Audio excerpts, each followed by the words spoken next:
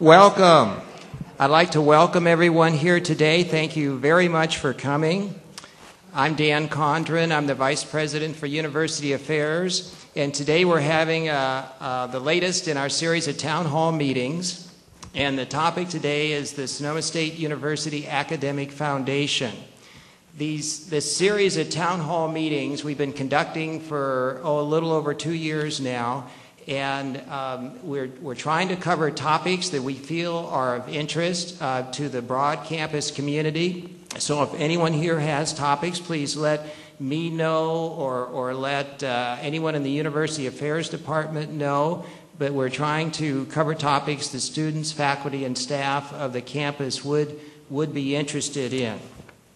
The format that we've been using and that we plan to use today, as you can see, we have a panel of speakers, and they'll take turns making presentations, and then we'll do a Q&A session at the end. So I'd like to ask that as we go through the presentations, if you have questions, make a note of them, and then we'll provide time for the questions at the end, rather than interrupting the presentations in the middle, because I'm afraid we'd get bogged down and never make it to the end. So if you could hold your questions to the end of the presentation. Also, all of the slides that you'll see today will be posted on the website, will be posted on the Town Hall website, and you can access it through the homepage, the university homepage, or the University Affairs homepage. And also, we are videotaping the both live and tape, making a video of the presentation so that you can watch this later or that other people can follow it through video streaming live. So you will have access to all of the materials. I'd like to introduce the panel now. To my left is Patricia McNeill. Patricia is the Sonoma State University Academic Foundation President. And next to her is Larry Furukawa-Schlereth, and Larry is the Academic Foundation Vice President and Chief Operating Officer. And next to Larry is Letitia Coate, and Letitia is the Academic Foundation Secretary and Chief Financial Officer. And then next to Letitia is Eduardo Ochoa, and Eduardo is, of course, our Provost and Vice President for Academic Affairs. So each of the panelists will take turns making part of the presentations, and then at the end we will have Q&A. So if that's all right with everybody, we'll begin the presentation with Patricia. Thank you, Dan, and good afternoon, everyone. My portion of the presentation will focus on the governing structure of the foundation. And before I get into the purpose of the foundation, I just want to give you a little context. The first foundation affiliated with a public university was established in 1891 at the University of Kansas. And the reason that this foundation was established was that there were some people in the community who wanted to donate land to the university, and they did not want to give it to the state. So they came up with the idea of organizing a foundation that would accept this gift.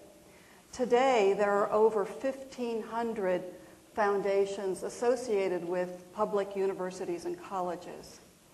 Our foundation was established in 1974, and the purpose of the foundation, is that up on the slide yet, Ian? It's up, oh, there you go. The purpose of the foundation, its mission is to secure, manage, and distribute gifts that enhance and promote Sonoma State University's educational mission. When I think about the foundation, I think about one word, and that is stewardship.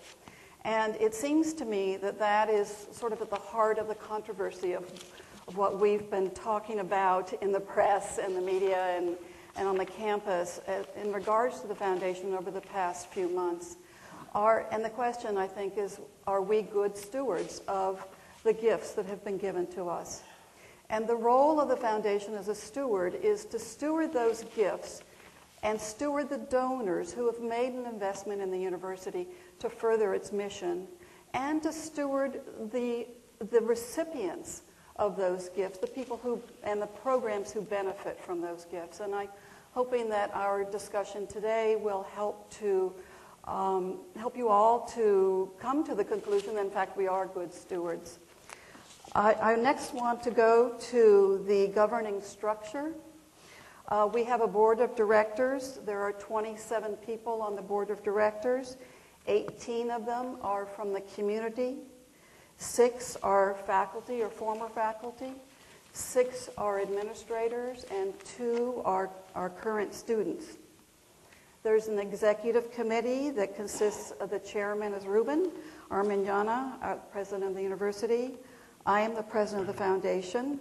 Larry Schlereth is vice president and COO, and Letitia Coate is secretary and CFO.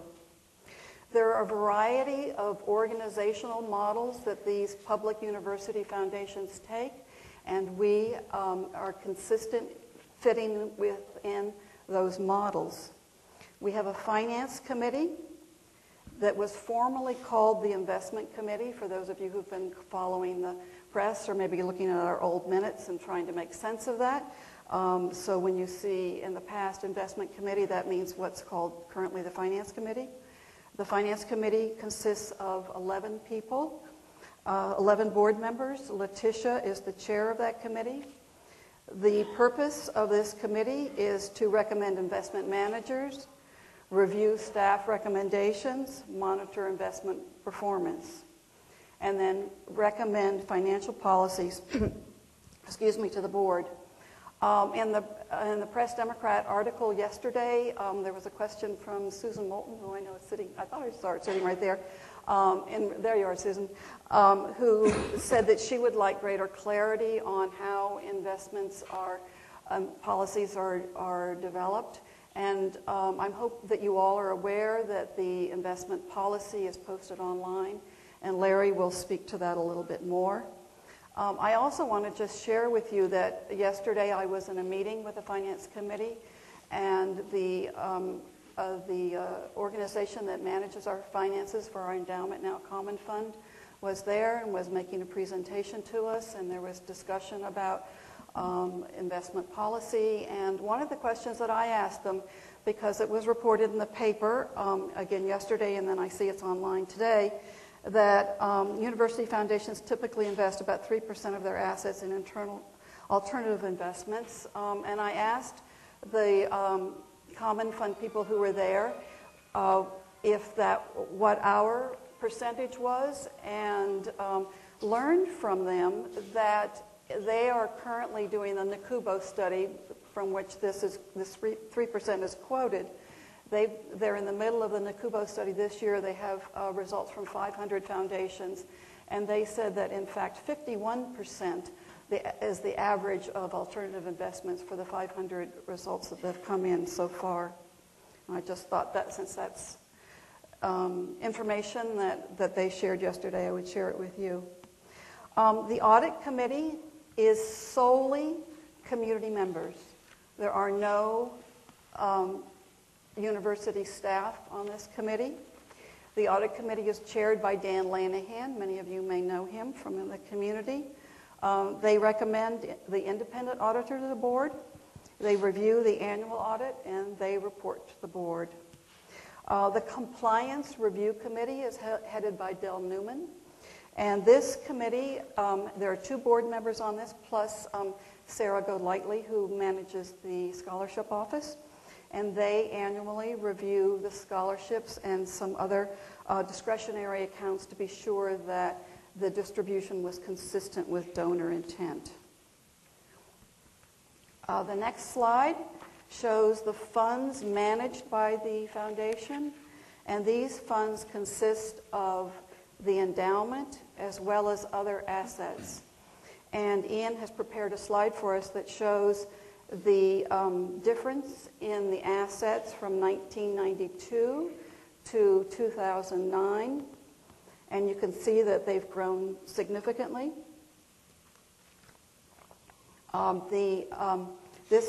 It reflects where the foundation endowment was at 6/30/2009. It is higher now. We've done very well in the past few months.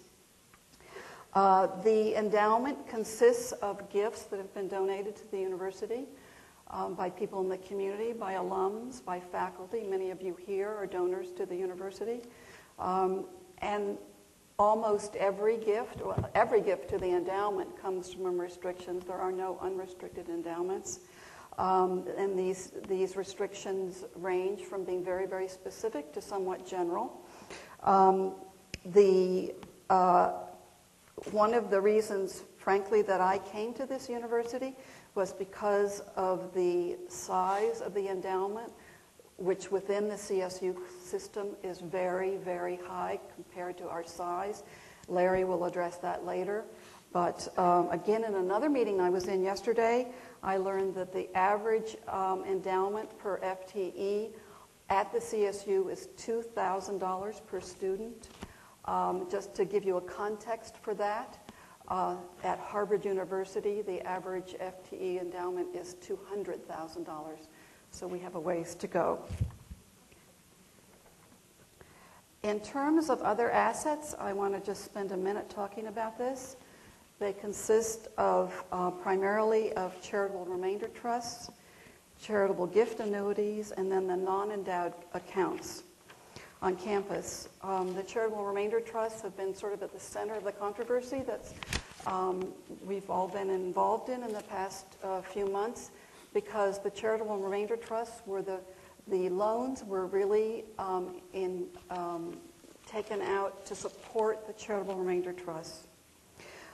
The charitable gift annuities, we have 15 of those, and those are housed at the Chancellor's Office. This is a program run by the Chancellor's Office for all of the universities within the system. This campus has the largest number of charitable gift annuities of any campus in the system. Charitable remainder trusts, in case you're not familiar with them, operate in a similar fashion to charitable gift annuities. A donor gives money to the university or to the foundation, and they get a tax write-off, and in return, for a designated period of time, they get a return on the investment. I was not here when these charitable gift annuity agreements were entered into. That was Jim Meyer, who did all of the charitable gifts that we have, the charitable remainder trust that we have. And in my conversations with him, he shared that every donor of a charitable remainder trust he had a discussion with them about how they wanted their funds invested. And the majority of them chose the loans because of the nice return at that point and because it was very steady and reliable. When these charitable remainder trusts and charitable gift annuities, we call it in the industry mature, that is when the donor passes on, and when any secondary beneficiaries pass on, then those gifts come to the university, and most of them will be going into the endowment for designated purposes. Of the charitable remainder trusts impacted by as you know, we had 2 loans with Carnelli. Of the one that's the Arata Lane property, there are 5 charitable remainder trusts that are impacted by that loan. Only one is still a living donor. The others are relatives of the donors. There's one CRT impacted by the other loan, the $232,500 loan.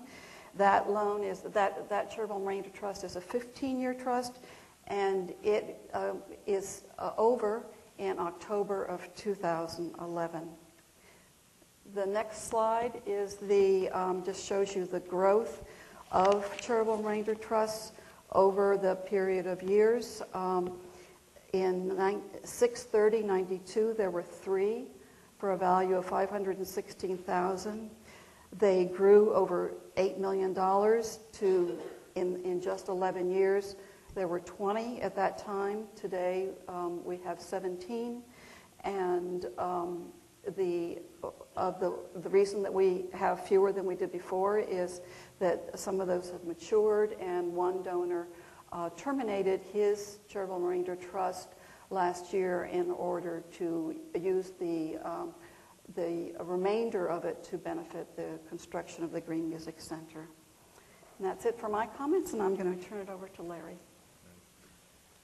Thank you, Patricia, and good morning, everyone. And before I begin into my remarks about the investment policy and some other matters, I want to extend my personal appreciation and thanks to each and every one of you for attending today.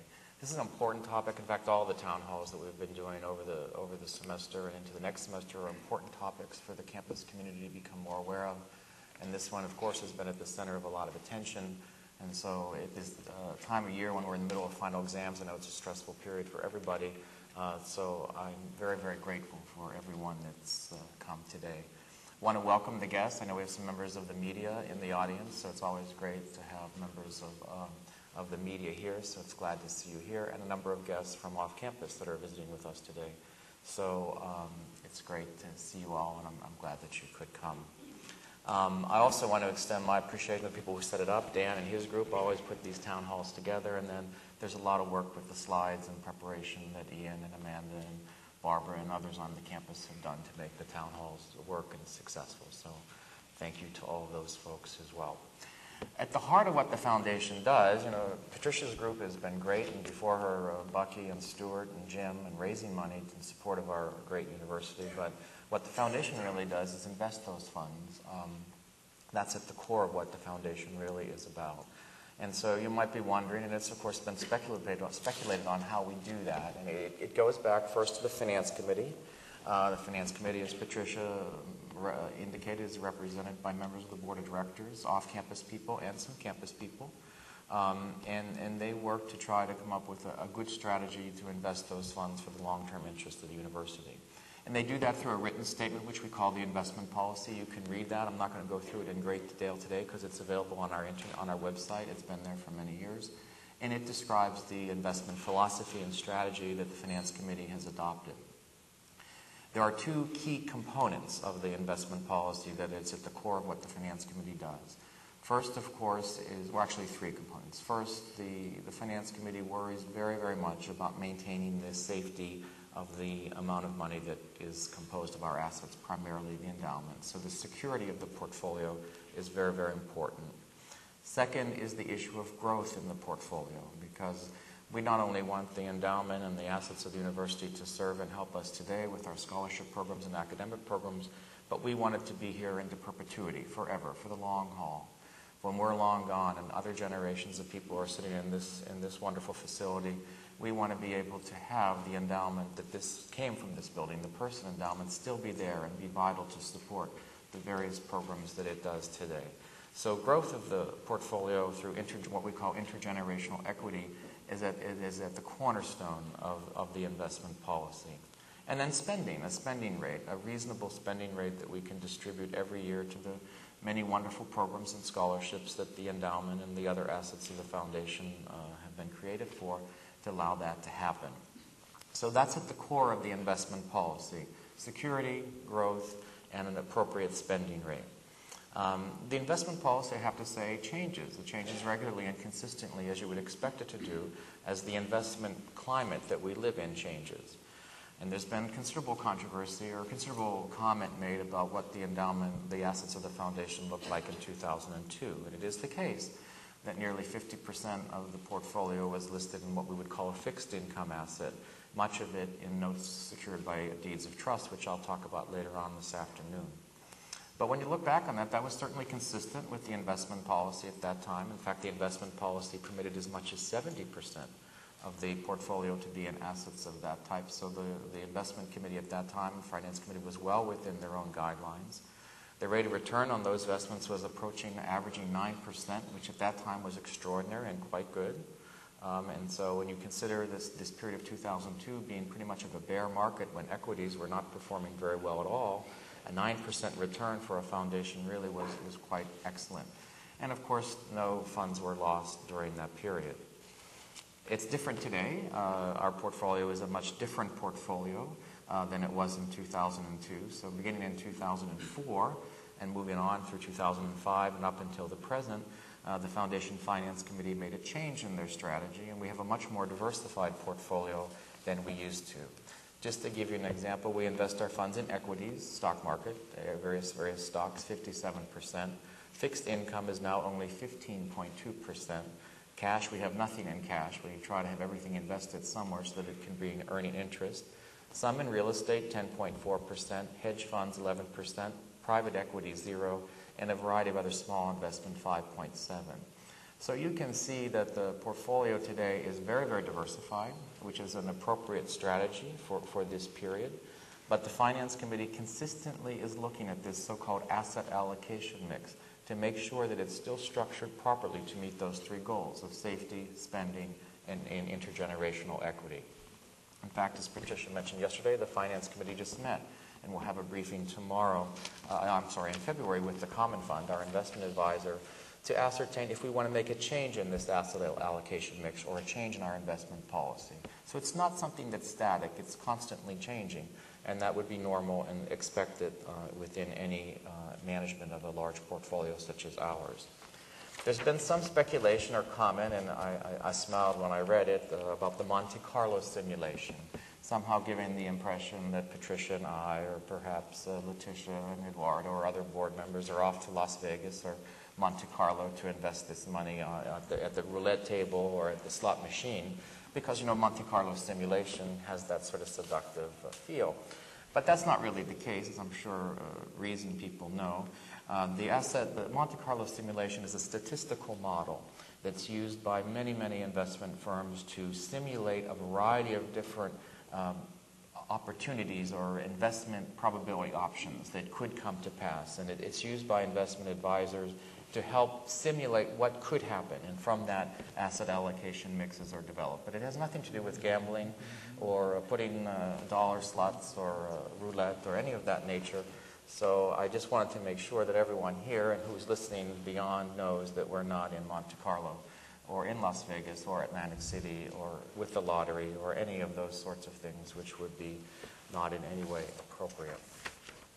A little bit about the Common Fund. In 2004, the Finance Committee recognized, and you saw that slide where the endowment is growing rapidly. When we were a young foundation back in the early 90s, we only had about $3 or $4 million, so not very much. But by the time we get to 2004, there's millions and millions of dollars that so many generous people have given us. And the Finance Committee correctly decided at that time we were unable to continue to manage the portfolio just by ourselves. It didn't make sense to do that. And they issued an RFP, the Finance Committee at that time, and have interviewed many, many investment advisors and came to the conclusion that we should go with something called the Common Fund. The Common Fund is a large not-for-profit investment firm. It got created years ago by a grant with the Ford Foundation, and its primary customer base has been educational institutions. They have some other not-profits, healthcare, symphony organizations, other types of philanthropic and non-profit organizations, but by the most part, overwhelmingly, the Common Fund supports universities throughout our country. To give you some example of why the Common Fund makes sense for us, we have 9 other CSU campuses who use them. Very large state colleges and universities, an example is Michigan State. Harvard and Stanford are with the Common Fund, a number of community colleges, foundations, and healthcare organizations. And we have found since 2004, we've been with them now since that time, that the Common Fund has been very, very helpful to us in the investment of the assets that we have been so privileged to receive. A little bit about the endowment, because when you look at the assets, Patricia talked about the charitable remainder trusts, which are an important and vital part, but overwhelmingly, the majority of our assets are in the endowment. Endowment has about 350 separate endowment accounts. These are funds that donors have created for the long haul to support the university looking forward. Now, I've talked a bit about our objective there. Most of the endowment is in a pooled fund, which means all these 350 come together and we invest one large pool, and then everyone shares in the return from that pool. But we have 2 that are not. The Lifelong Learning Program, the OLLI program as we call it, is in a separate, its own endowment pool, and the Galbraith Preserve is in its own separate pool at the request of the donor. The next slide shows a remarkable story for Sonoma State University that truly our president and his development team should take great pride in. We have the 3rd largest endowment in the California State University per student, $4,492. And look who's above us, San Luis Obispo and Fresno. So this is a remarkable story and really is a point that I want to make sure that everyone understands today, that this foundation, as a part of our CSU system, has made an extraordinary contribution to the academic quality, academic programs, and student scholarships, because as you're going to see when Eduardo talks, the endowment overwhelmingly, if not exclusively, supports scholarships and academic programs. But this is a great story for Sonoma, a little campus in the CSU, a little campus by and large, to have this much money raised in direct support of students, either through scholarships or academic programs, is really, really quite extraordinary. In addition to its size, of course, you'd want to know how well did we do in investing this money with the Common Fund. And here's what you can see. This was done based on a study, a nationally done benchmark study with the National Association of College and University Business Officers. So this is not our data. This is a survey that Patricia just referenced. You can see for 1 year, no one did too well. People in our size of endowment of $25 to $50 million lost on average for the year ending 2008, 4.3%. We only lost 3.9% only. I don't like to say losing money is never good, but we outperformed on the 1 year average. For 3 years, our peer group made 6.6. We did 8, so we were better than the peer group. And over a 5 year, we did 9.6 or 8.4. Our long-term goal is to try to earn 5% plus inflation, which we think is around 8 to 9% return. So when we look at that 5 year long haul, it looks pretty good for how the foundation has performed. So when Finance Committee evaluates performance of Common Fund, this chart is particularly important. And for you, obviously, the owners of the university and the folks that live and work here, this is an important slide to see. It's not so good in the last year. Everyone knows the market has tanked pretty much all over the place. And I wanted to provide some perspective. Our foundation for the period July 1, 2008 through 2009, 6/30/2009, lost 23% of its value in the portfolio. Terrible thing, not good. But we have to keep that in perspective. Harvard lost 27%, Yale 25%, CalPERS, our retirement system, 24%, Princeton 24%.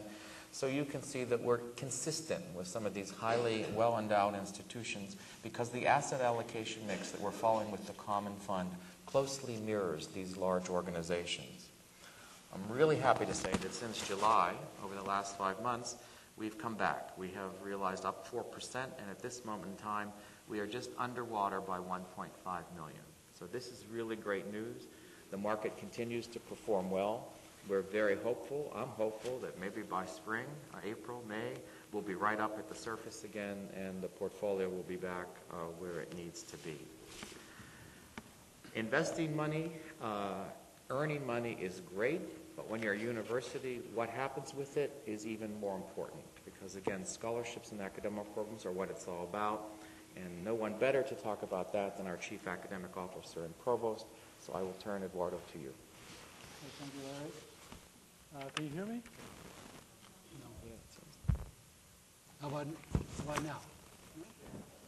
A little bit. Okay. As you can see in this graph, the distribution from the endowment for the past 5 years has steadily grown. As the slide mentions, about 30% of that is distributed to scholarship accounts. Let me give you a little bit of a sense of what the scholarships look like. We have about 339 separate scholarships, and with a total of about $500,000 in them. And it's a large number because so with that many scholarships and that total, the average size of a scholarship fund is about $1,500. So it's quite just spread out. I wanted to say a couple of things about the endowment as well, just to give you a sense of what the endowment looks like for the university. It was mentioned earlier by Larry that we've got approximately 350, I think you said. I did a little report on that, and I think as of very recently, we are up to about just under $32 million in the value of the endowment. And it's distributed in an interesting way. I sorted the amounts in descending size, and it turns out that we have 7 $1 million plus endowments, and together they account for 63% approximately of the total endowment.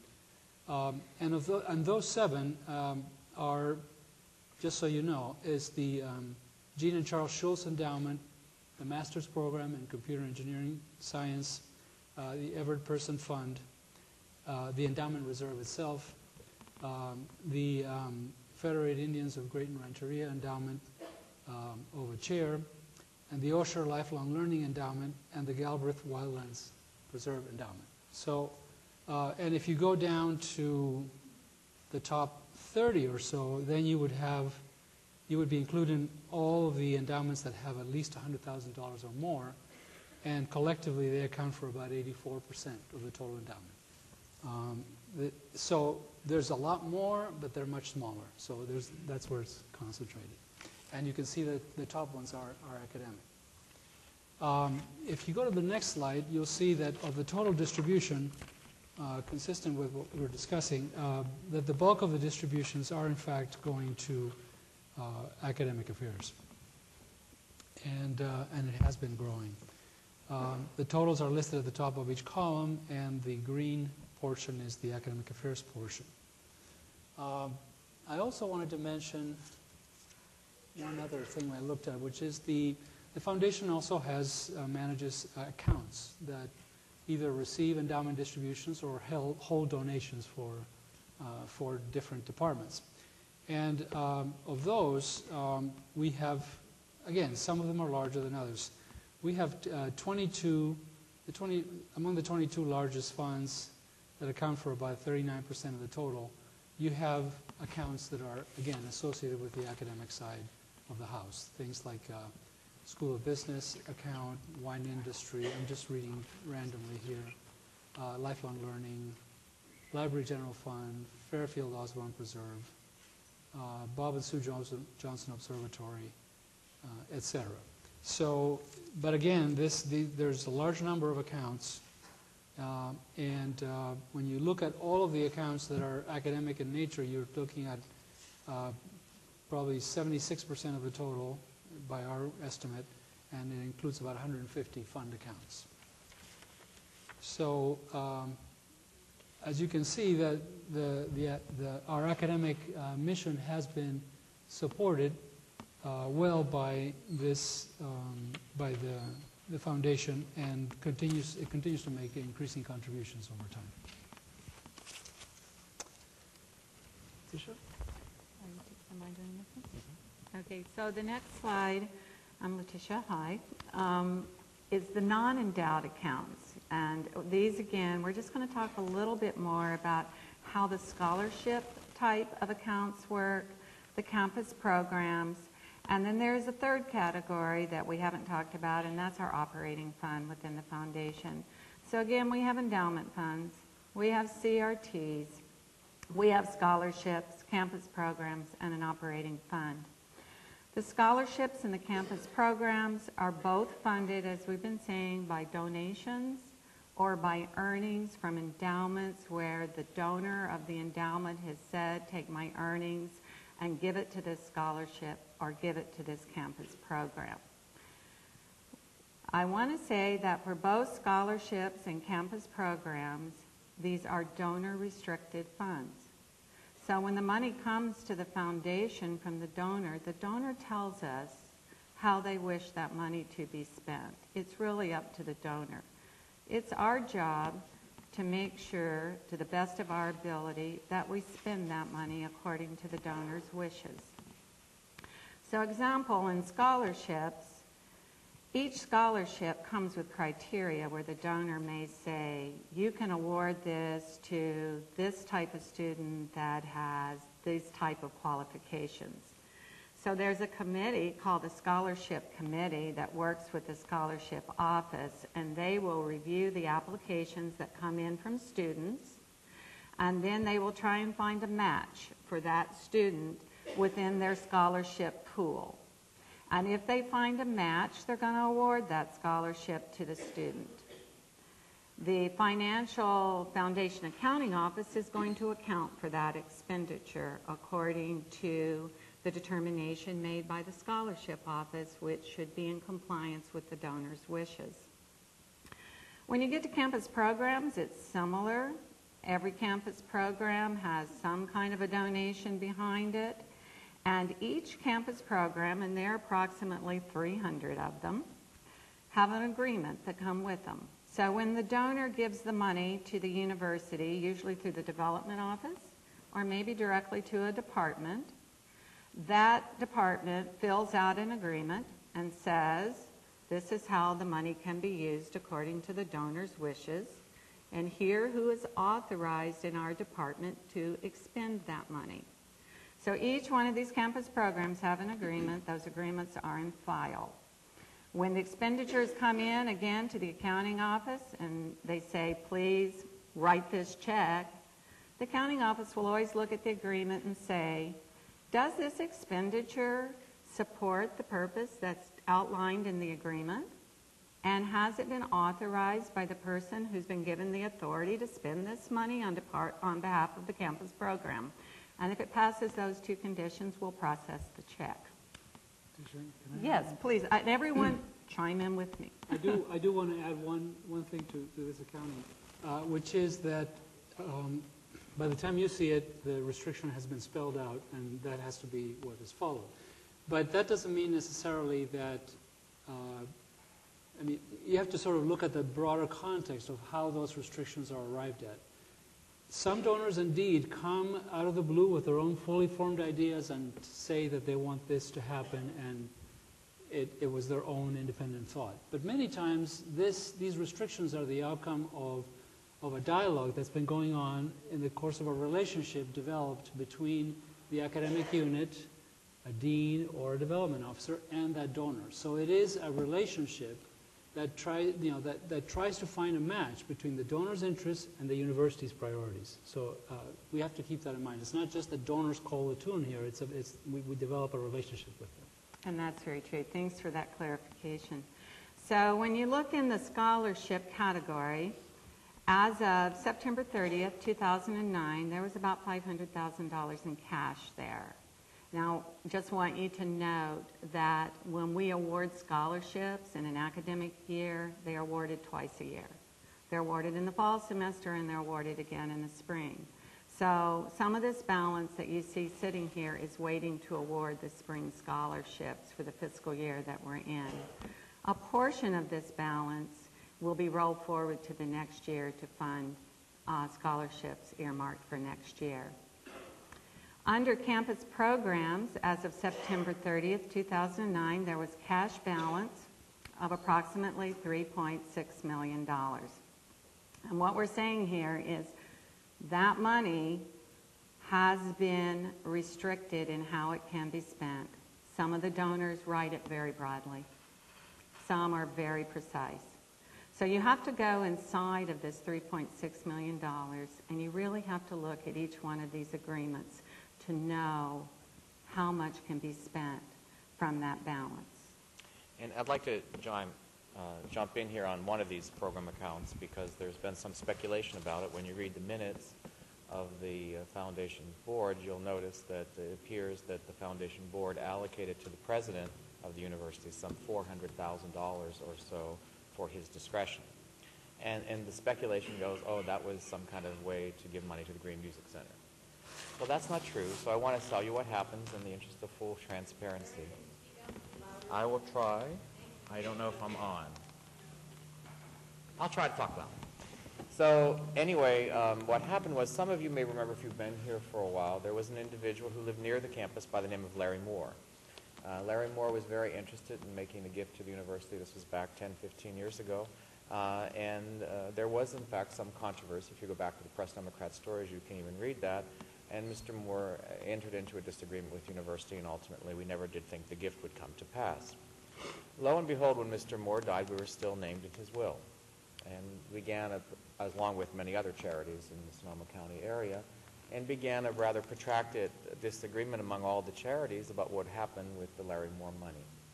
As the legal issues worked themselves through here locally, it came to pass that the Larry Moore Trust, as it's known, was settled with all the charities, and Sonoma State University benefited by about $400,000.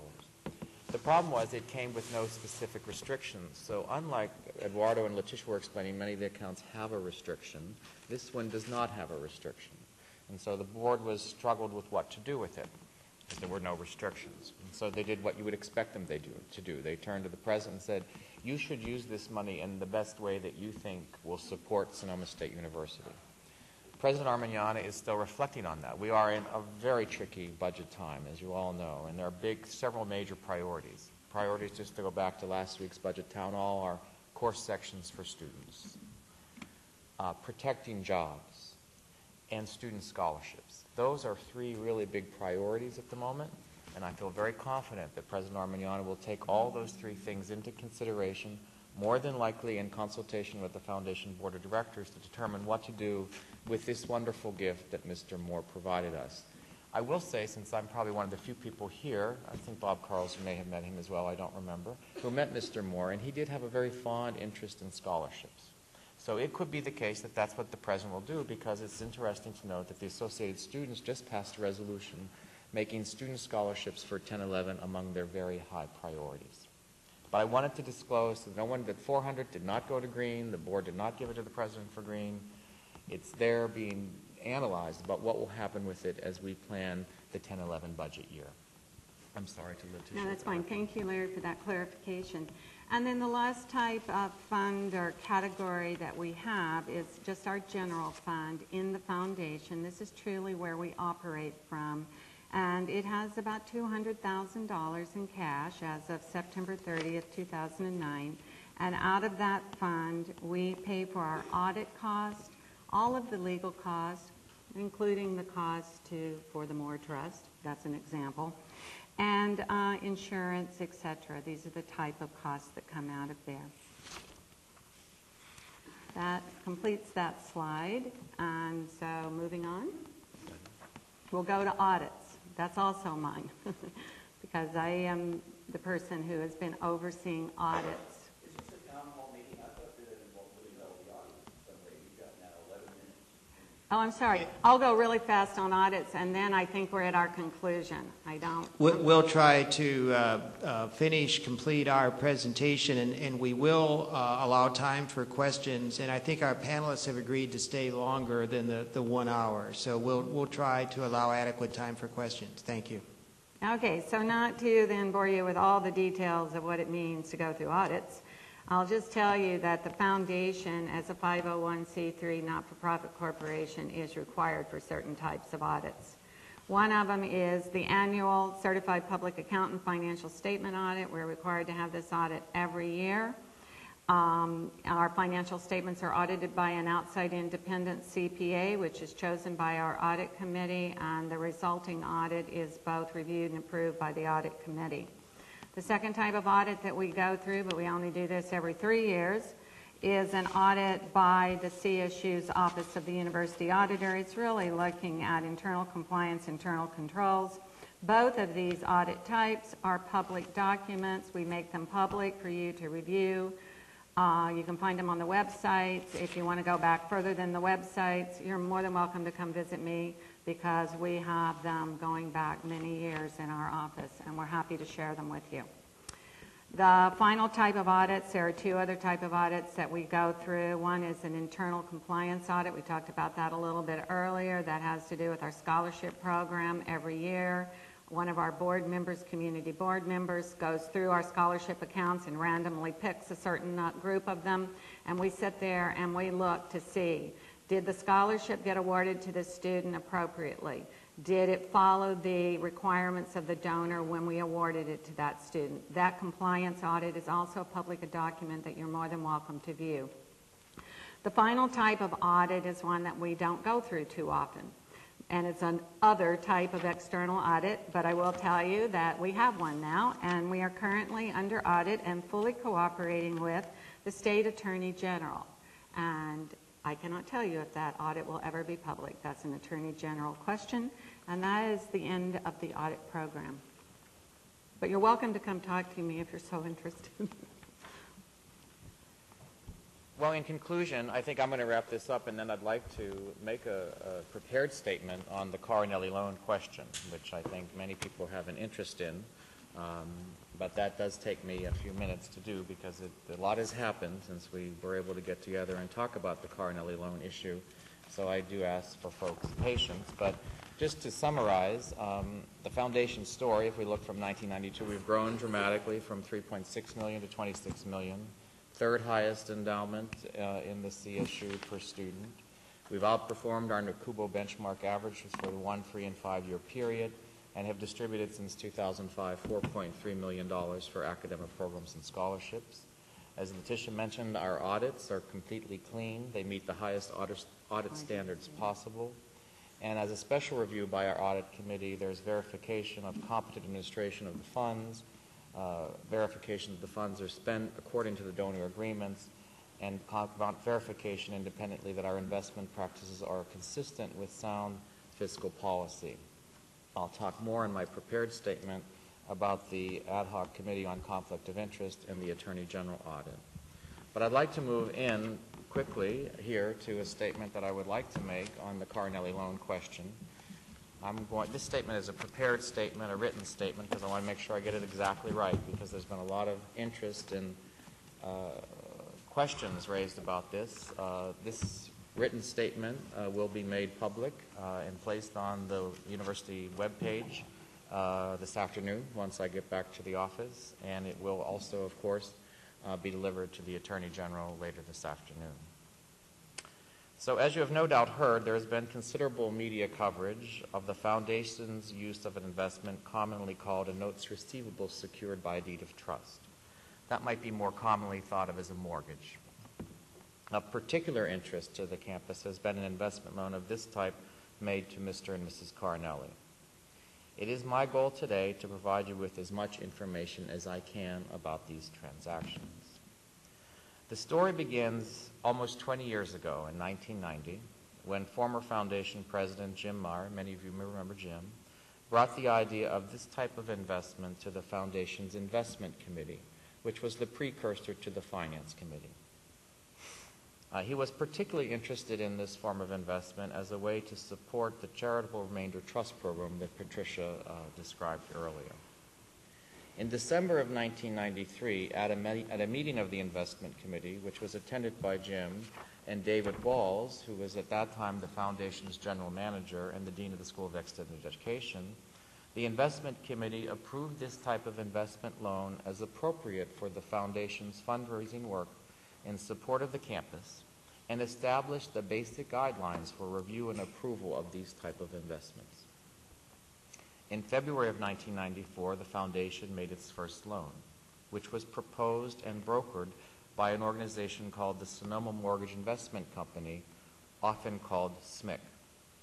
At that time, SMIC was owned by a third party, although it was later bought by Mr. Carnelli. But at the time the loan was made, the first loan, not to Carnelli, it was not owned by Carnelli. In 1995, SMIC proposed a second loan to the Foundation for consideration, and Jim Marr indicated that this second loan presented a conflict of interest problem for the Foundation since the borrower was Clem Carnelli, who at that time was a member of the Foundation Board of Directors.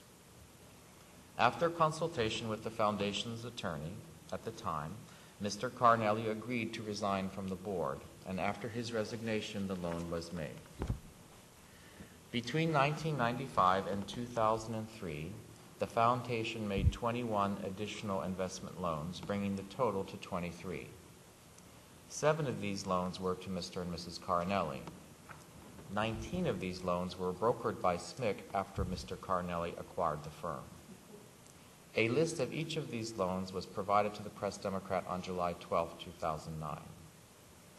The Foundation estimates that these types of investments had an average rate of return of around 9% and produced an estimated $6,700,000 of profit for the Foundation, primarily for CRT beneficiaries, Charitable Remainder Trust beneficiaries. In 2002, and in response to recommendations made by one of the audits that Letitia made, the CSU trustees auditor, the Foundation's Finance Committee provided more specific definition and strengthened the related investment loan review standards and procedures and requirements for approval, and this action was later approved by the full Board of Directors. In December of 2004, I was appointed to the Foundation Board, and I became the organization's Chief Operating Officer with the retirement of Steve Wilson, who many of you may remember. In 2005, I recommended to the Finance Committee that the Foundation cease making loans and investments of this type. The Finance Committee agreed with my recommendation. However, certain board members wanted to allow that to remain as part of the investment strategy, and so the Finance Committee further strengthened the approval criteria for the loans. No new loans have been made, however, with the exception of the refinancing of one pre-existing loan which was approved in 2007. Between 2005 and 2009, the Foundation's loan portfolio functioned as intended. As existing loans were paid off, they were not replaced with new loans. And by the time we get to May of 2009, only 3 investment loans remained on the Foundation books, 2 of which were to Mr. and Mrs. Carnelli. It was around this time that the Carnellis disclosed the financial challenges that they now faced. A portion of these loans were invested in the Foundation's endowment, and today they represent approximately 1% of the endowment that we talked about earlier. In June 2009, I spoke on the phone with Mr. Carnelli and learned from him that he would have no problem making payments on one of his obligations to the Foundation, since he told me it was secured with income-producing property in Santa Rosa. He did say that he would not be able to continue making payments on the second loan, since it was secured by non-income-producing property in Windsor. He suggested that the Foundation consider the option of taking a deed to the Windsor property from him in lieu of having to foreclose on the property that secured this loan. Consequently, on June 19, 2009, I met with both the Finance Committee and the full board to discuss this situation, including the idea of taking a deed in lieu of foreclosure. In preparation for negotiation of a deed in lieu of foreclosure, the Foundation began the process of obtaining independent title reports on all the properties securing the 2 outstanding Carnelli loans. On July 8, 2009, the Foundation confirmed that the deed of trust on the real property securing the Foundation's $1,250,000 Windsor loan remained in place. The Foundation also learned on July 8, 2009, that the deed of trust liens on all the parcels securing the $232,500 Santa Rosa loan had been released. Upon learning this information, I immediately contacted SMIC, which had been administering these loans under a loan servicing contract with the Foundation. SMIC personnel informed me that these lien releases could not have taken place and that a mistake must have occurred.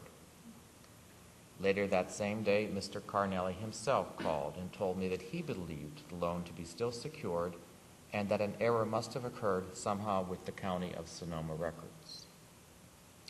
On July 9th, while still waiting for clarification on the nature of the error, how it had happened, and the next steps to correct it, I received a call from Mr. Carnelli indicating that he wished to repay the loan. On the afternoon of July 9th, 2009, Mr. Carnelli repaid the loan in full. Subsequent to July 9th, since no further information was volunteered by Smith to explain what happened, the Foundation continued to investigate in order to confirm whether there was an error, and if so, how it occurred. In late November 2009, we were able to obtain and analyze a document that SMIC obtained at our request from Financial Title, the title company involved in these loans. This document indicates that 5 years earlier, on November 29, 2004, Steve Wilson, former Chief Operating Officer of the Foundation, signed a request for full reconveyance of the deed of trust lien on each of the 5 properties securing the Santa Rosa loan. I have been in touch with Steve Wilson to determine what happened with this reconveyance, since it happened before my relationship with the foundation.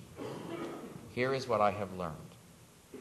In early November 2004, Mr. Carnelli asked the foundation to consider accepting one of two options with respect to the future of the Windsor loan and the Santa Rosa loan that were outstanding at that time.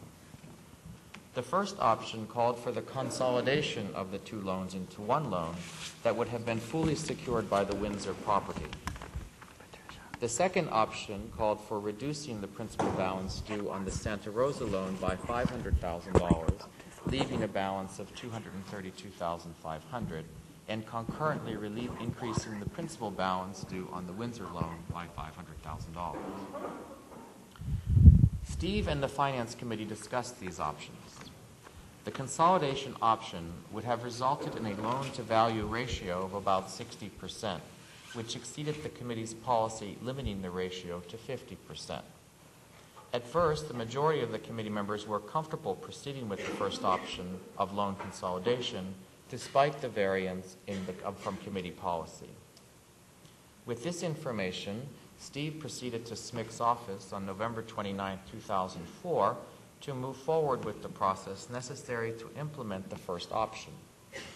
This process included signing a full reconveyance of all 5 properties securing the Santa Rosa loan, and giving SMIC the original deed of trust and the original promissory note, so when the appropriate time came, SMIC could have the trustee at the title company prepare and record a deed of reconveyance releasing the foundation's lien on the Santa Rosa parcels. However, the next day, November 30th, 2004, Steve met with the Finance Committee, and during that meeting, the committee concluded that it was no longer comfortable with the first option of loan consolidation. Instead, and in order to maintain the 50% loan-to-value ratio, the group elected to pursue the second option, provided that the questions about the Windsor property appraisal could be clarified. The effect of that option was that the Santa Rosa loan principal would be reduced by $500,000 and the Windsor loan principal would be increased by $500,000. While the now abandoned first option would have required the foundation to release all the security for the Santa Rosa loan, the second option did not. Instead, it required the foundation retain deed of trust liens on parcels worth at least $232,500, because that was to be the new principal balance on the foundation's Santa Rosa loan to the Carnellis. Steve told SMIC of the foundation's change in plans and rejection of the loan consolidation option. Documents show that between November 30th and mid-December 2004, negotiations were still underway between the foundation and SMIC on the details of the loan modifications. In addition, the foundation's decision to go with a second option instead of the first was confirmed to SMIC by Foundation's Bill Ingalls and documented in SMIC's files on January 14, 2005. Bill's confirmation of January 14, 2005 to SMIC should have caused SMIC to prepare a request for a partial reconveyance of the Santa Rosa loan security instead of the earlier full reconveyance that Steve had signed. This partial reconveyance request would have been proper, since the Santa Rosa loan was only partially being paid down, but that is not what happened. Instead, on January 31, 2005, after being wrongfully given the request for full reconveyance by SMIC instead of a partial reconveyance, Financial Title Company signed the deed of reconveyance document. On February 1, 2005, Financial Title recorded it in the County of Sonoma records.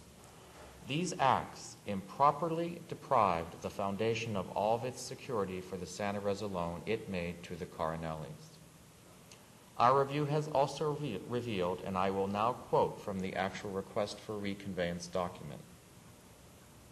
A reconveyance will be issued only upon presentation of this notice, the notarized statement, properly signed and accompanied by the reconveyance fee and surrender of the deed of trust and the original note or notes secured thereby.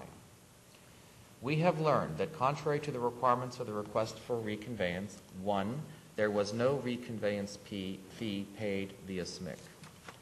2, The original deed of trust signed by the Carnellis was not submitted to the title company with the request for reconveyance by SMIC. And 3, the original promissory note signed by the Carnellis did not accompany the request for reconveyance submitted to the title company by SMIC.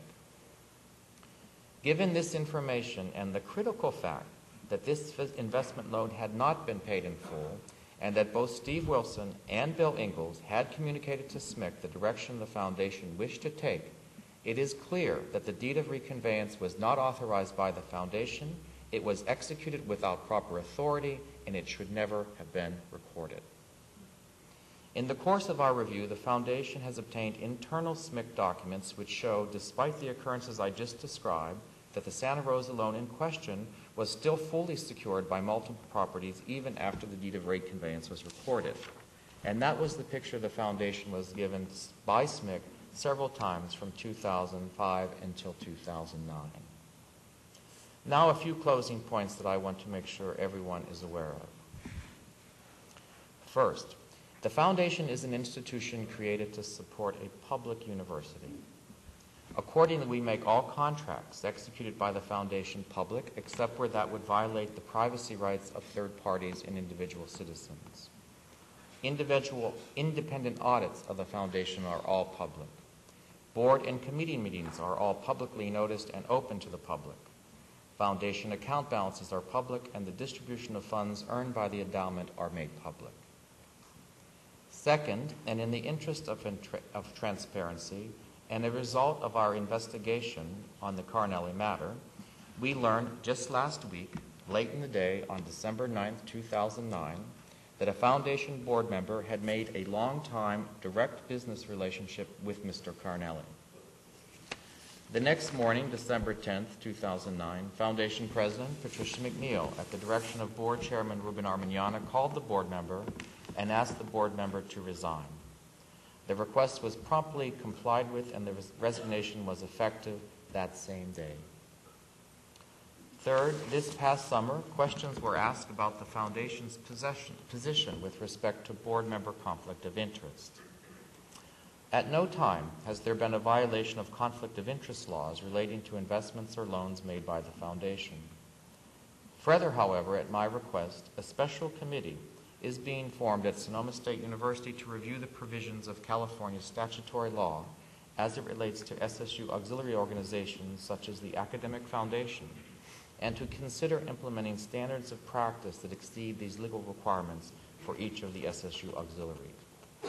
It is also the case that the foundation is fully cooperating with an audit being conducted by the State Attorney General related to foundation, including loans made to the Carnellis. We have supplied the Attorney General with all documentation requested and will continue to be responsive to the Attorney General's request. A copy of this statement today will be forwarded to the Attorney General as well.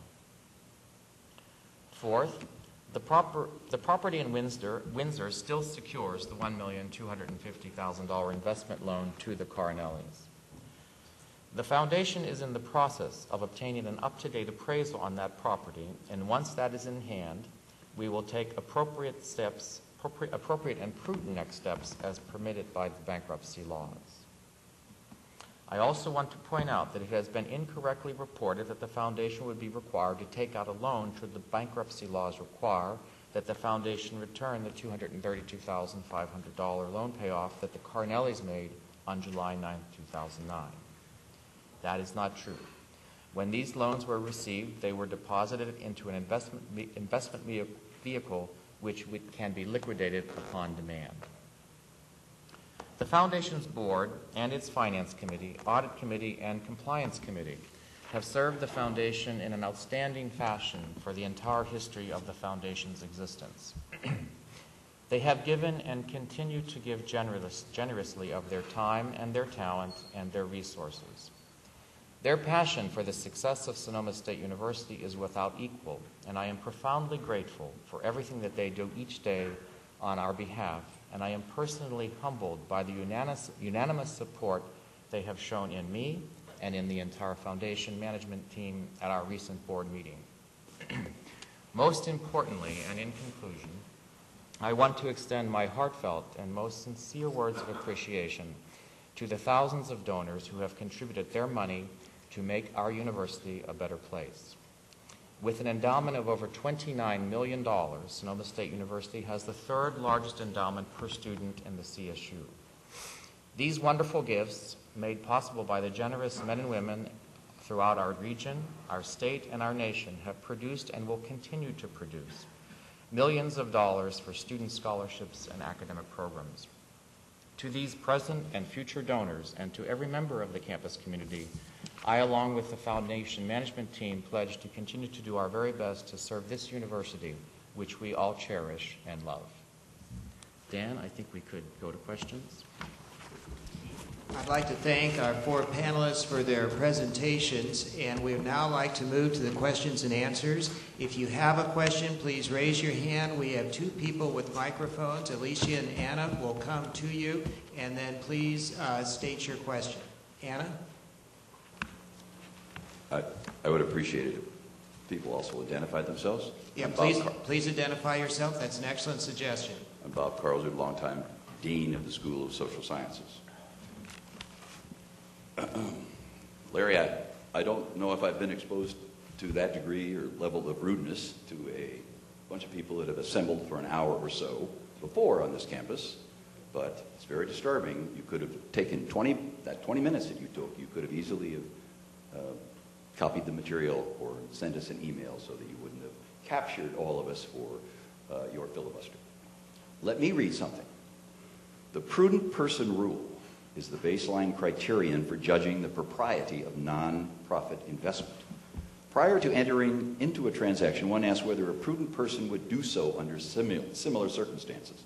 Regarding the Carnelli transactions, would a prudent person extend a loan secured by property, the value of which is determined by appraisers picked by the borrower? Would it be prudent to defend this transaction when it turns out that these appraisers used inappropriate standards to calculate the value of the property, the one in Windsor, and that one of these appraisers had lost her license because she had been caught forging documents? I'm getting most of this material from the Press Democrat. Would a prudent person defend $9.6 million in loans to an insider made in the absence of any competitive process who turns around and lends the same funds to higher risk borrowers at a profit for himself? I'd like to know when the SSUAF executives are going to admit that these investments were not prudent.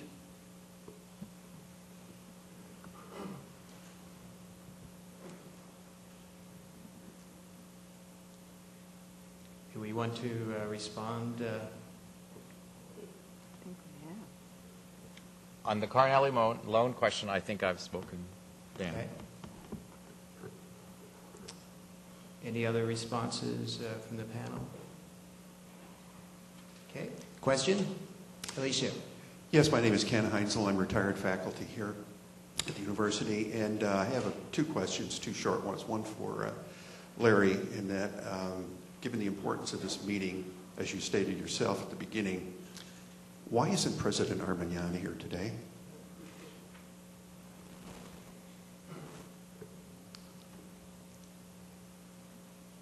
I'm sure that the President has other obligations that made it not possible, but I'm not able to answer that question for you. I'm sorry. And he missed the last town meeting also, is that correct? The President was unable to attend the last budget town hall. That is correct. This is one thing that faculty, it really bothers faculty. We have a total lack of leadership at the top at this time. It's not only sad, it's disgusting. He sent you here to take the heat. And I can see in your face that you're feeling it. My second question is to the President. Ms. McNeill, is it? McNeill. Can you please explain to us, you said at the beginning of your presentation that your mission statement of the foundation was to support academic excellence at the university. Can you explain to us, please, why in 2008 so much money was given to the Green Music Center, given the dire straits of instruction here at the university at the present time?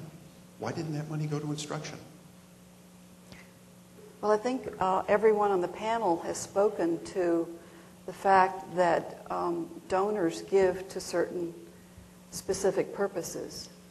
And those were the donors' decisions to give to support the Green Music Center, which in their view represents the highest level of excellence, not only for this campus, but for the community. You know, you keep saying, all of you, highest level of excellence. We're not seeing it here. This university is in desperate trouble. Now, back to the funds again. There must have been a large amount of discretionary funds which went to academic affairs, or should have gone to academic affairs, to support instruction, which is, I mean, I'm sure you'll agree, is a very broad category that many of your donors would agree is important. Why didn't that happen? Why isn't it happening now? I'm sure those things weren't that restricted that you couldn't give them to instruction. I would respectfully disagree. All of those donations were designated for the Green Music Center. Other questions? A question over here. Yeah, I'm Susan Moulton, chair of the faculty. There's a question about scholarships that faculty have been asking. We understand that a letter is going out to donors asking for more money because scholarships are not being funded this year or next year.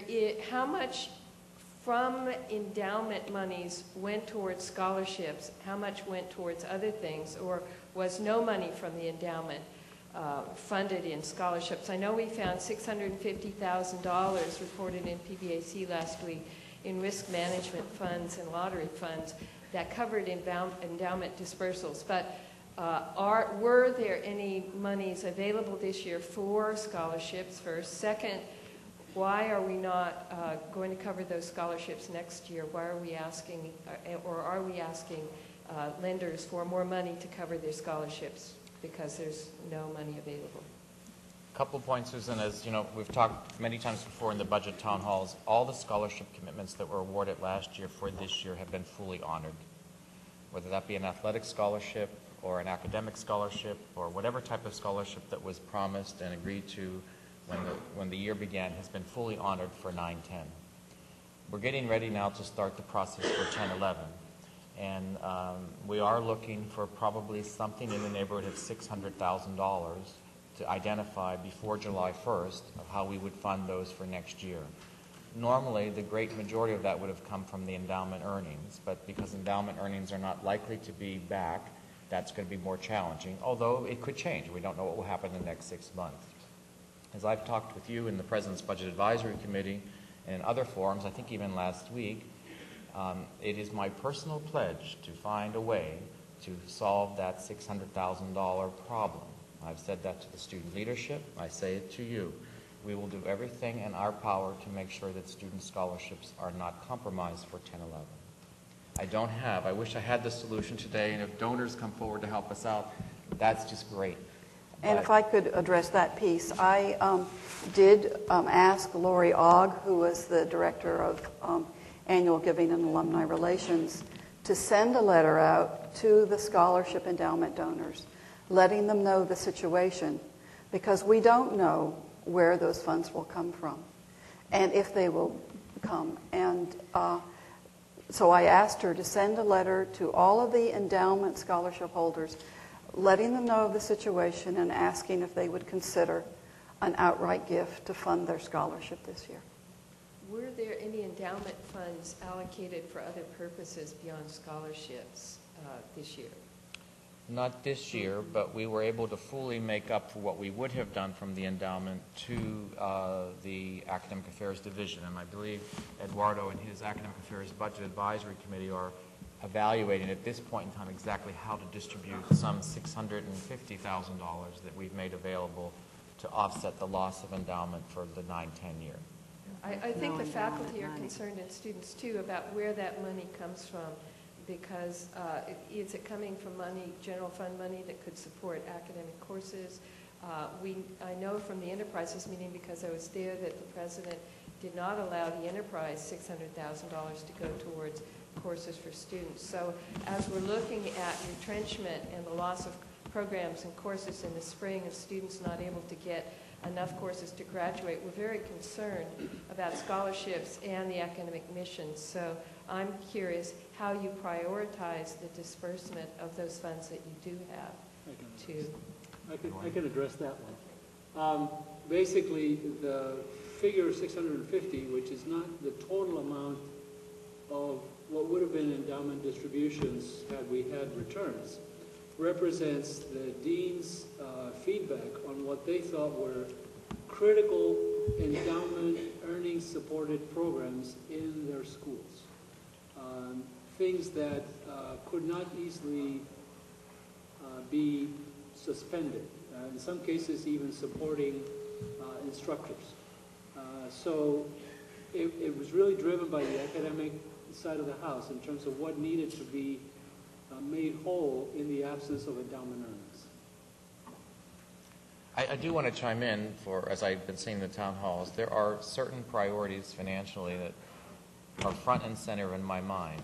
First is classes for students to make timely progress toward degree. Second is to protect jobs. Third is to honor as many scholarships as we can.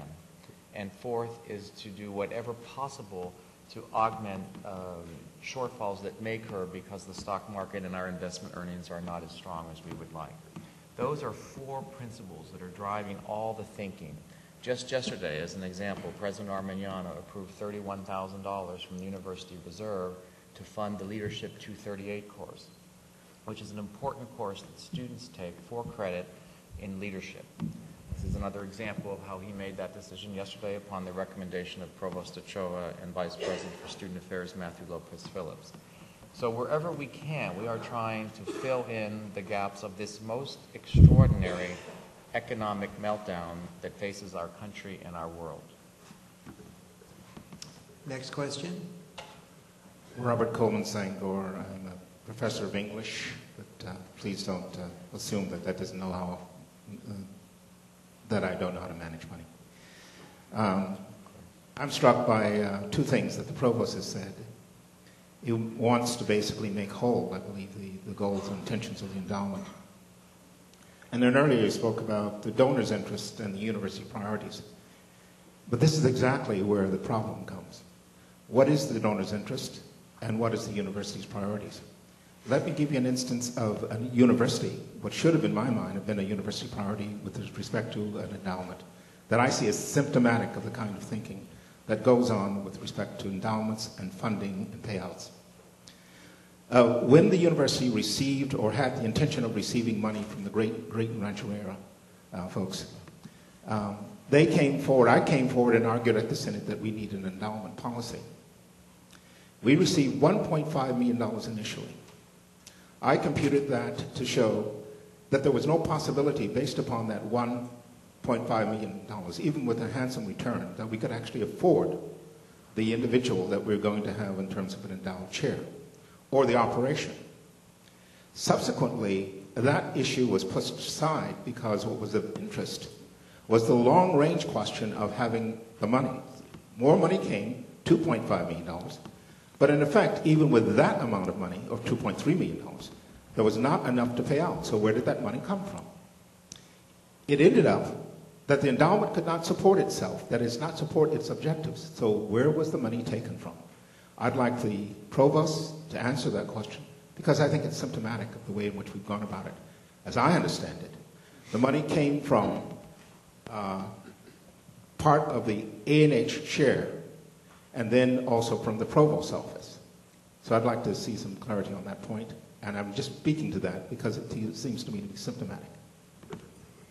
Well, thank you, Professor Coleman-Singer, for giving me the opportunity to elaborate on this issue of the relationship between donors and the university.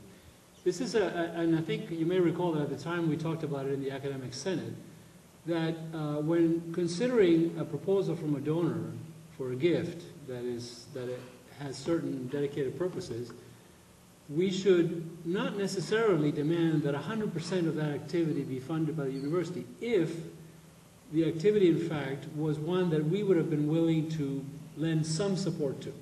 In this case, this donation allowed us to create an endowed chair that would be able to attract a nationally renowned scholar in this area, something we couldn't have afforded with general fund monies alone. On the other hand, because of the returns not being all that high at the time, the distributions not being all that high, we did need an amount that, was pushing the limits of what we could get from the donor. And so we looked at what would it take to round out the funding for this, and we compared that to what it would cost to hire a regular faculty or a lecturer. So we looked at it that way. We looked at it, okay, let's not look at this as something that by definition has to be 100% supported by the donor. Let's look at it and say, if the donor gives us this much, would we as a university be willing to support this type of thing to the remaining extent, or is even that too high a price for us relative to our other priorities? So it has to be that kind of a nuanced calculation where if we think that the donor's interests, in fact, are something that we have some interest in, but maybe not to the extent that we would be able to or willing to pay the full amount, but can we contribute some amount, and does that become a win-win situation for both the university and the donor? And at the time, the conclusion was that it did, and that's why we went through it. I just want to follow up on this one thing. The problem with this is the word "we," and I want to make the observation that the problem is with the word "we." When monies are dispersed for the curriculum, the "we" should include the faculty, making determinations about where those resources should go. Basically, what happened is that funds were taken from the faculty in a way that the faculty could not make the determination of either the direction of the hire or whether or not that should be the appropriate hire.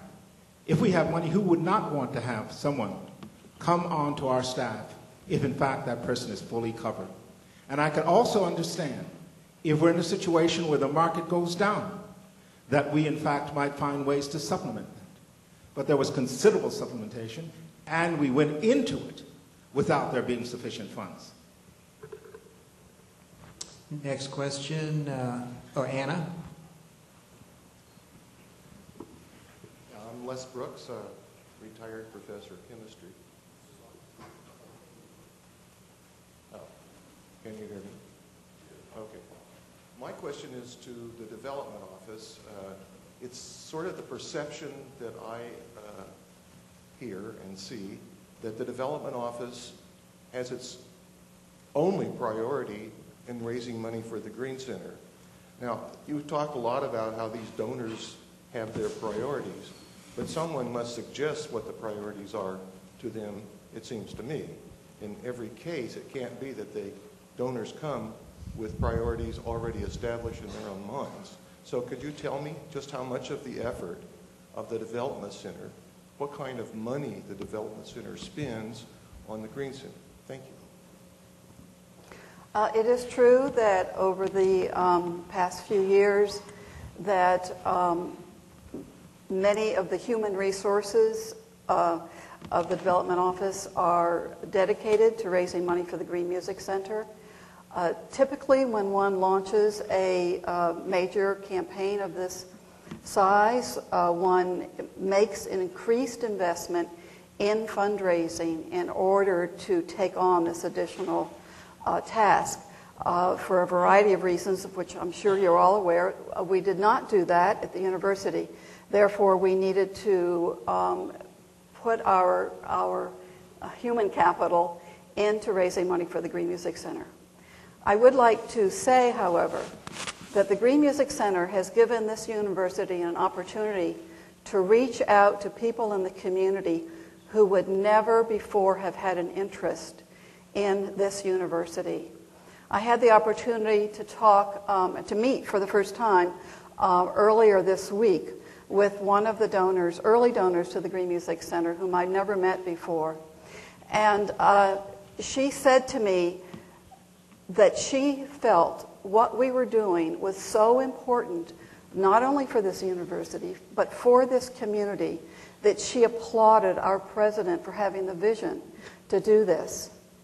I will also say that many of the people that we have reached out to who, again, would never have had been interested in this university have said to us, tell us what else is happening at the university. There are people that we've brought onto this campus to meet with a variety of deans as a result of our conversations with them about the Green Music Center. There are people who have made commitments to this university that they would never have made to the academic side if it weren't for our reaching out to them because of the Green Music Center. I will also say that one of our staff people, just a wonderful woman whom many of you know, Robin Draper, who was Associate Vice President for the Development Office, retired this past summer. Almost her entire focus was on the Green Music Center. However, because she was such a fabulous fundraiser, she was one of the people that engaged these donors in other areas of the university, all across the university. But she was our primary fundraiser for the Green Music Center. When Robin retired, I posted the position for the new Associate Vice President for Development. If any of you happen to look online and see that job description, you would have seen that it said nothing about the Green Music Center. What it talked about was needing someone with experience in bringing a development office and a campus to the point where we could launch a comprehensive campaign for the entire university. That is the reason that I came to this university. We need to get the Green Music Center done, and I came because I saw the level of endowment that was achieved at this university, and I knew that that meant there was a commitment to fundraising. I saw the Green Music Center, and I was astounded that a public university was able to achieve something of that level of excellence. I received my training in university fundraising at Cal State Dominguez Hills, and I learned there from one of the leaders of the California Faculty Association of the importance of supporting faculty at a CSU campus because of the stress that you are under in terms of the number of courses that you teach, the lack of resources that are available to bring new people on campus, to build labs, to have recruitment packages, to pay the kind of salaries that would attract, for instance, very, very strong minority candidates that have packages, recruitment packages from the Ivy Leagues around the country that there's no way that we can compete with. That is my commitment to this university. I'd like to follow up my question now that you've Is it your intention then to put this wide open for everybody effort on hold until the Green Music Center is built? Is that what you're saying? That is not my intention, and that is not what we are doing. I see. Thank you. Okay, next question. Up Thank there, you. yes. Thank you. I'm Barbara Lesh McCaffrey. I'm a professor in the Hutchins School of Liberal Studies and have been co-chair of the Senate Ad Hoc Committee on Diversity. You talked, I think, very eloquently about trying to find funds from whatever sources. And I think we've heard that. We've looked at ways of helping the endowments because there hasn't been the money available so that there would be scholarships. In the last town hall, we talked about funding some of the requirements to keep our athletics program afloat, to keep athletic scholarships afloat. My real concern, and it's been my enduring concern since I arrived on this campus in 1980, is what we're doing for underrepresented students, faculty, and staff and administrators on this campus. We have a real crisis with a real commitment we hear voiced, but we have not been able to find the funds to have a diversity coordinator. We last year moved the Center for Gender, Culture, and Sexuality into administration and finance, and then it returned back to student affairs and enrollment management without any funding for director, without any funding for student interns, Without any funding for the Heritage Month lecture series, we now have an administrator who has been reassigned last year and this year to try to keep it afloat. The only monies that were found, to the best of what I've been able to discover, was monies from the general fund that then went to cover the cost of rent in the student union. And I'm hoping that in all of our looking and prioritizing, that we will find some way of funding something which all of us feel is crucial to the mission of this university. And I hope one of you might be able to address that as part of the commitment to find funding. Thank you. Well, I'll sort of jump in on it, Barbara, because you and I have worked together for many, many years, and I share your commitment to the diversity question and the important need for a diversity coordinator on the campus. I just read recently another resolution from our student leadership in this regard. We truthfully are reeling from this $15, $16 million reduction in our budget, which has thrown everyone on their back. We are trying to figure out what next year is looking like. Looks like it's $4 or $5 million more, maybe worse. But as the WASP people explained to me when they were here for their accreditation review, lack of money does not mean you cannot address some of the key priorities. I don't know whether new funds will be able to be found to address the diversity coordinator question, but perhaps it's time to evaluate the reassignment of personnel to address that priority. We'll need to take that up in the spring term as we try to reflect on Governor Schwarzenegger's budget, whatever that will turn out to be, what it might mean for us. But I know that President Arminiana, Provost Ochoa, myself, all share very much this need to try to address this issue, which we had hoped to do this current year, but that turned out not to be possible given the budget reduction. But still not an excuse. So I hear your sentiments, Barbara, and we will need to work aggressively to figure out a way to solve that problem. Let me address that too.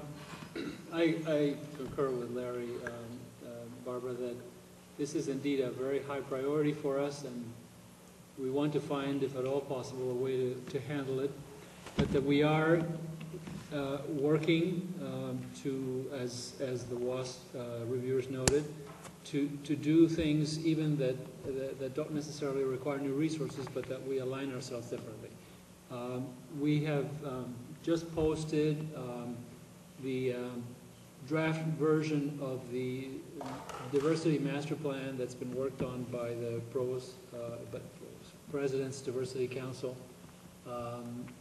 and that's on the campus website now. It should be able to reach it through the diversity link in the homepage, and that will show that we're entering the next stage beyond identifying broad objectives into specific action steps that can be taken. And so the list is becoming more dense now with tactics that we can adopt. And you'll be able to see as you look through those that a number of them don't require additional resources, but simply require a reformulating of how we do things. But nevertheless, I agree with Larry that the diversity coordinator position is one of our highest priorities, and we will look, if at all possible, to do it next year. We'll see what happens. Two more questions. Anna? Yeah. Okay. Yes, I'm Noel Byrne. I'm a professor of sociology and also a donor to one of our scholarships. It was almost 20 years ago that my sister and I set up a memorial scholarship in memory of our dad. I was concerned to learn that along with a change in the investment policy for the foundation in recent months, that apparently there is a section addressing other factors in spending that permits the foundation to spend principal as well as interest of the endowments. I'd like some clarification of that.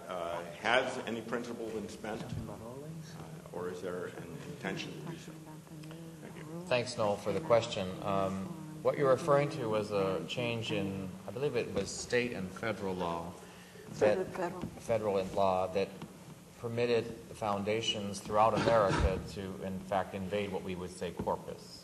Corpus is the principal amount, and the government changed the regulations because in days gone by you weren't allowed to do that. So we had to, upon the advice of the Chancellor's office, update our investment policy to reflect the requirements of federal law, so we did that. But I will tell you this, starting with President Armiñana, has a absolutely firm rule that we will not invade corpus.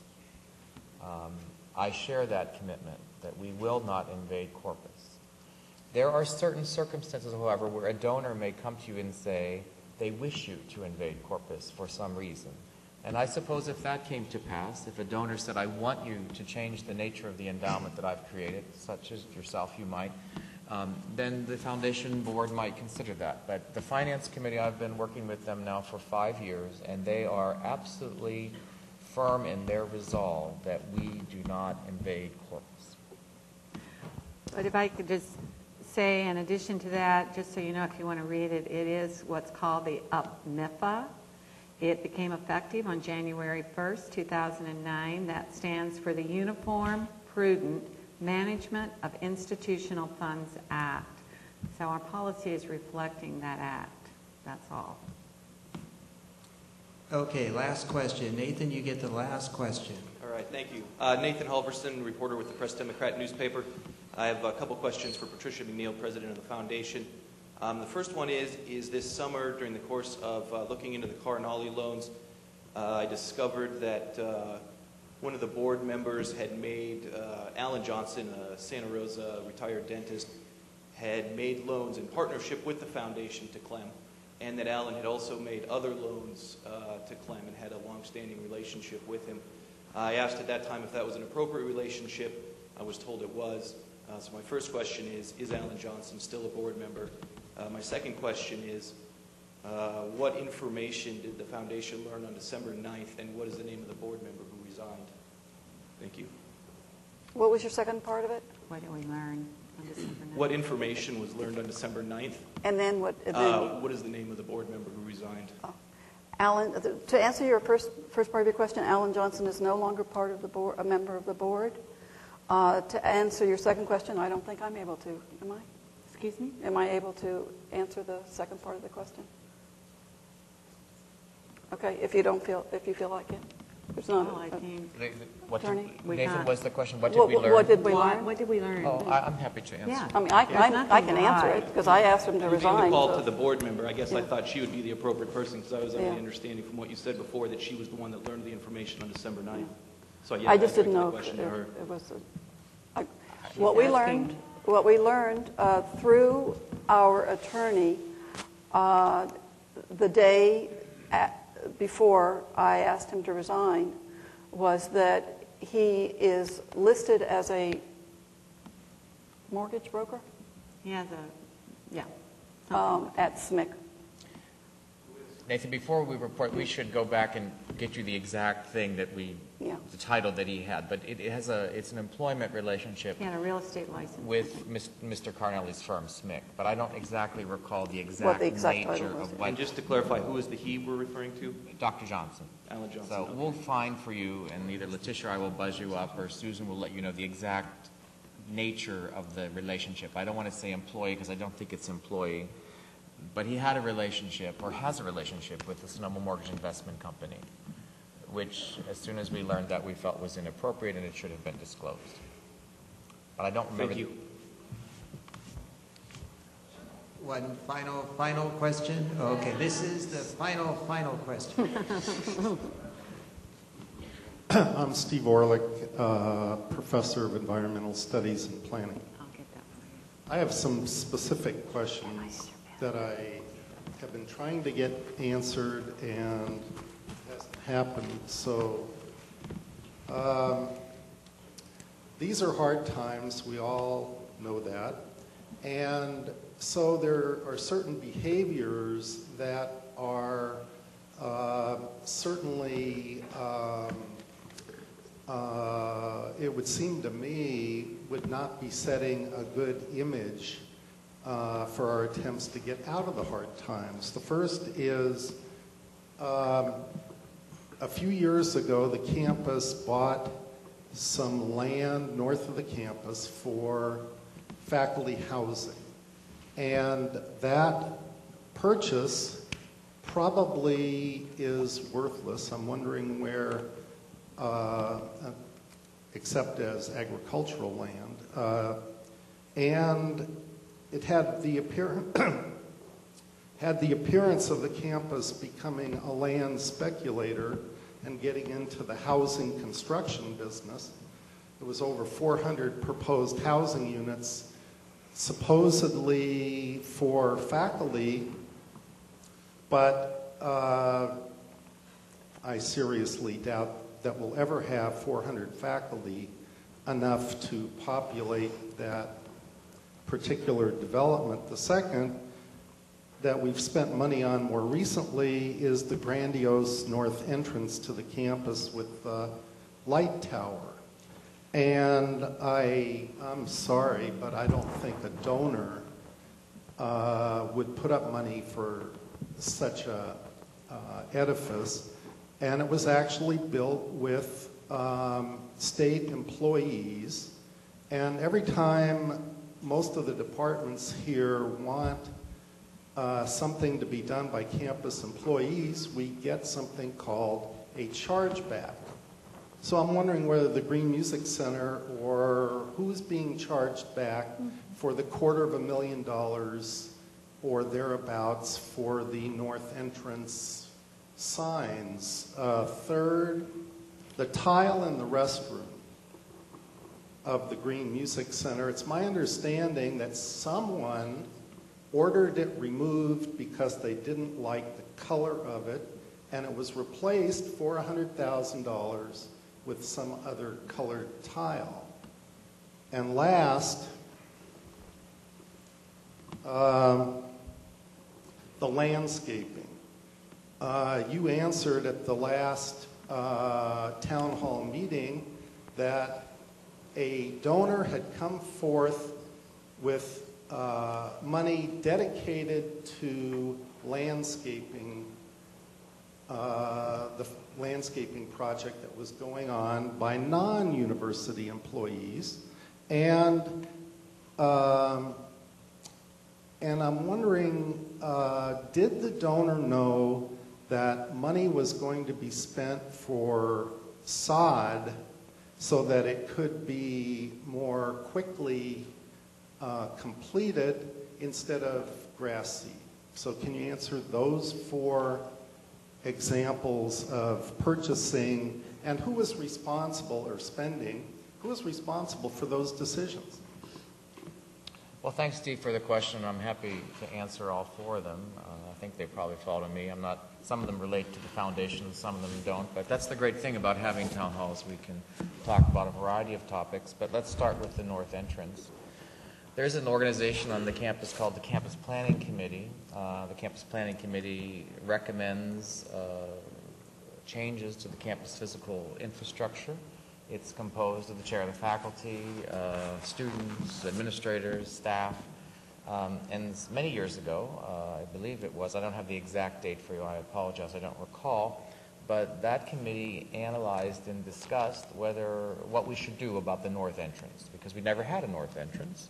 We only had a south entrance, and so we got a north entrance, and there had to be some sort of marker for the world to know that they had arrived at Sonoma State University. At least that was the view of the Campus Planning Committee, consultative process. And they commissioned then Bruce Walker, who was our campus architect, who since passed away, to design something, and he did, and that's what you see there. And that design was unanimously approved by the Campus Planning Committee several years ago, and we didn't have money for it. That was the second question. So we found the operating expense, the money for the actual equipment, the mortar and the stone and the concrete and whatnot, that operating expense money was generated by savings of institutional support money in my own area of operations, so it did not come from any part of the academic area. And then we turn to our facilities team. We are privileged and wonderfully honored to have at Sonoma State University a great team of trades workers who routinely perform high-quality work of great skill. And I'm so very proud of the work that they do every day. And they have built that monument, that entryway, in their time as they can. And that is why it has taken quite some time to perform, because they have done it as they could. I might add, that is what the state of California pays them to do, however. That is the nature of the work of trades personnel, to exactly do what they did. So I hardly think it's inappropriate. And I will say they did that without compromising or sacrificing other areas of the campus. The second one has to do with faculty staff housing. Some years ago, again, probably 7 years ago, at the time when housing prices were out of sight in this region, and the clamor at that time was we need to do something about faculty staff housing because it was not affordable to live here, we appointed a special committee through the Academic Senate to analyze what did we want to do about the faculty, affordable housing for our employees. And after many years of discussion, that group came to the consensus that we should proceed with acquiring land and study the very land in question, Steve, that you spoke of, and made the recommendation to President Armaniana that we proceed. No university funds were used. The funds were acquired from the Sonoma State Enterprises, and they are being offset by rental payments from housing, as we've discussed, but that was the nature of that. Of course, then the real estate market changed, and the affordability question is not as great as it was a few years ago. But most people believe, you might have a different opinion, I do not know, but most people believe that the affordable housing question will continue to come back and haunt us in the years to come, and owning land in this region is not a bad thing to do. So I don't think I would call it speculative. The timing may not have been the best, but I do believe in the long term owning that land will prove to be a very wise move on the part of the university. The third one had to do with the tile. There was a mistake made in the bathrooms of the Green Music Center. I don't know if the magnitude of the expense is what you say. I'd have to look into that, but it had to be changed because it was incorrect. Mistakes do happen in any construction project. I'm not certain if any of you have built anything of your own or remodeled your house or whatnot, but inevitably there are errors that happen and they require to be changed. And finally, the landscaping at the Green Music Center site is all coming from donor funds. That is true. The group that made that decision is a consultative body of people involved with the Green Music Center. We call it the Green Music Center Working Group. And we identified that it was important, particularly with the winter season approaching, to make it easier for people to enter into the Green Music Center location, which is why landscaping became important. You will hear announced soon. I don't know exactly when it will be announced, but you will hear it, and maybe it already is, and I'm just not in the loop, a series of performances to be held at the Green Music Center. We have been most privileged to receive, to be able to put 350 chairs into the main concert hall of the Green Music Center itself, and soon various special performances will be permitted to take place there with the approval of the Fire Marshal, which will allow the campus community and the greater North Bay region to truly see the treasure that has been created by the wonderful donors and supporters of the campus. And so that's why it was done, Steve, because it would be very difficult to invite people to come and see what has been created and have them walk through the mud.